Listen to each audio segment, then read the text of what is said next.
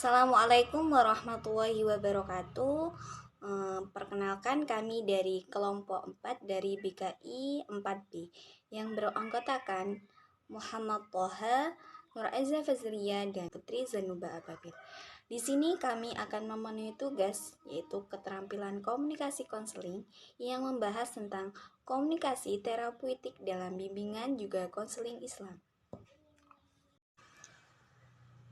Di sini komunikasi terapeutik dalam bimbingan juga konseling Islam terbagi menjadi 4 pembahasan. Yang pertama yaitu pengertian komunikasi terapeutik, yang kedua yaitu ruang lingkup terapeutik dalam bimbingan juga konseling Islam, yang ketiga yaitu komunikasi terapeutik dalam ranan keislaman, dan yang terakhir konselor dalam komunikasi terapeutik, di mana yang pertama dan yang kedua akan disampaikan oleh saudari Putri Zanuba Ababil. Kepadanya dipersilakan.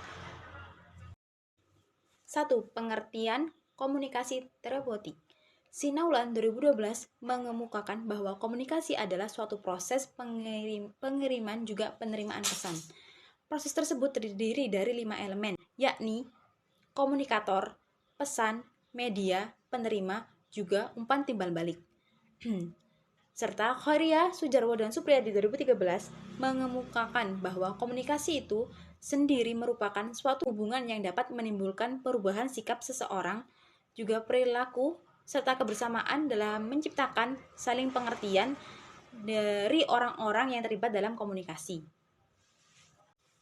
Sedangkan istilah terapeutik menurut Subandi berasal dari bahasa Inggris terapi, yang berarti mengobati, menyembuhkan, juga merawat.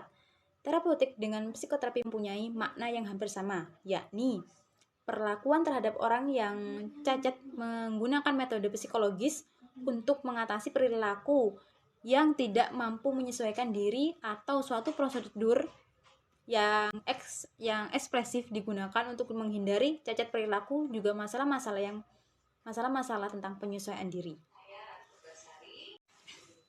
Dengan demikian dapat kita pahami terapeutik merupakan suatu pengobatan, juga perawatan terhadap seseorang yang mengalami gangguan psikis dengan bertujuan untuk memulihkan kondisi psikis melalui metode psikologis sehingga individu mampu mengembangkan juga menyesuaikan diri pada masalah psikisnya. Nuzaiman 2015. 2. Ruang lingkup terapeutik dalam bimbingan juga konseling Islam.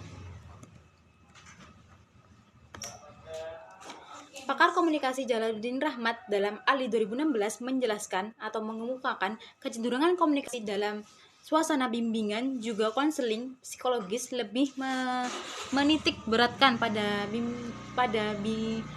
juga komunikasi di antara individu. Bagaimana seseorang mengirim pesan, juga pesan tersebut menjadi stimulus bagi lawan bicara yang akan melahirkan respon tertentu. Di samping pesan berbentuk vokal atau verbal, dalam proses layanan bimbingan dan konseling, mulai muncul pula pesan dalam bentuk lambang-lambang.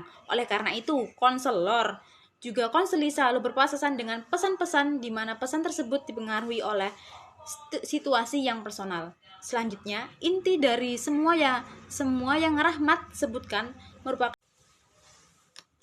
dan menurut Rahmat, komunikasi terapeutik ialah teknik penyembuhan di mana seorang konselor atau terapis mengarahkan komunikasi sebagai rupa yang dapat menimbulkan hubungan sosial yang sangat bermanfaat. Melanjutkan presentasi dari saudari Putri Zanuba Ababil. Di sini saya akan menjelaskan tentang apa itu komunikasi terapeutik dalam ranan Islam, keislaman. Allah menciptakan sesuatu ujian kepada hambanya, pasti ada hikmah atau perjalanan baik dari semua itu. Walaupun begitu, tidak ada seseorang manusia yang menginginkan dirinya mendapat cobaan baik berupa sakit maupun masalah lain.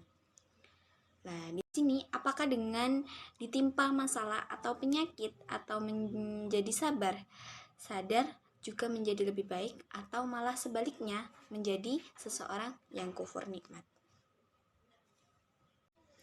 Lah, Selanjutnya, pengertian komunikasi efektif itu sendiri yaitu esensial yang menciptakan hubungan antara konselor juga konseli. Yang ditegaskan bahwa seorang konselor yang agamis tidak dapat bersikap atau tidak peduli terhadap konseling, atau bisa dibilang masa bodoh. Seseorang konselor yang tidak care dengan orang lain atau disebut konseling itu merupakan hal yang berdosa, juga tidak dibenarkan oleh agama. Jadi di sini seorang konselor yang tidak menjalankan profesinya dengan profesional akan merugikan orang lain, unit kerjanya juga dirinya sendiri. Untuk selanjutnya, presentasi tentang konselor dalam komunikasi terapeutik akan dijelaskan oleh Saudara Muhammad Toha. Kepadanya dipersilahkan. Untuk selanjutnya yaitu mengenai tentang komunikasi terapeutik. Pada prinsipnya merupakan komunikasi profesional yang mengarah pada tujuan untuk dapat menjalankan proses komunikasi terapeutik secara efektif. Jadi seorang konselor itu memang harus terlatih dalam berkomunikasinya begitu. Karena konselor itu perlu untuk menguasai teknik-teknik dalam berkomunikasi. Konselor itu perlu memahami bahwa keterampilan berkomunikasi itu tidak hanya dalam bentuk verbal, melainkan juga non-verbalnya. Karena keduanya saling berkaitan antara non-verbal dengan verbalnya. Dan juga saling memperkuat pesan yang disampaikan, begitu.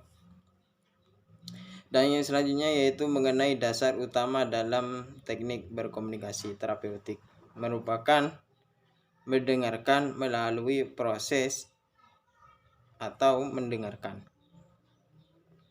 Konseli akan merasa dihargai oleh konselor, juga konselor lalu akan lebih mudah mendapatkan informasi tentang konseli, sehingga akan mendapatkan solusi tentang apa yang harus dilakukan oleh seorang konselinya. Dan juga di samping itu juga konselor sebaiknya tidak hanya mendengarkan saja, melainkan juga memahami keadaan konseli, sehingga akan lebih mendekatkan hubungan antara konselor juga konseli.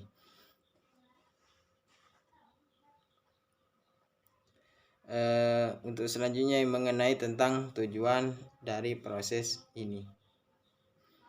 Dalam proses ini bukan hanya bagaimana konseli sadar juga sembuh, tetapi bagaimana terjadi serangkaian perubahan dari dirinya seorang konseli dengan hubungan terapeutik yang lebih daripada sekedar protokol perawatan, bimbingan dan konseling Islam. Karena itu, poin penting dari layanan terletak dalam beberapa hal bagaimana membuat konseli sebagai partisipasi aktif dalam hubungan komunikasi terapeutik yang humoris juga seimbang dengan seorang konselinya. Di samping keterampilan yang disebutkan di atas, tadi sudah jelas bahwa konselor itu dituntut untuk selalu perpanjugagan positif pada orang lain, khususnya konseli, memiliki pemahaman yang lebih baik serta keterampilan yang sopan juga rapi begitu. Karena konselor itu merupakan contoh atau panutan juga telah juga bagi konseli juga masyarakat pada umumnya. Mungkin cukup itu dari saya. Kurang lebihnya mohon maaf.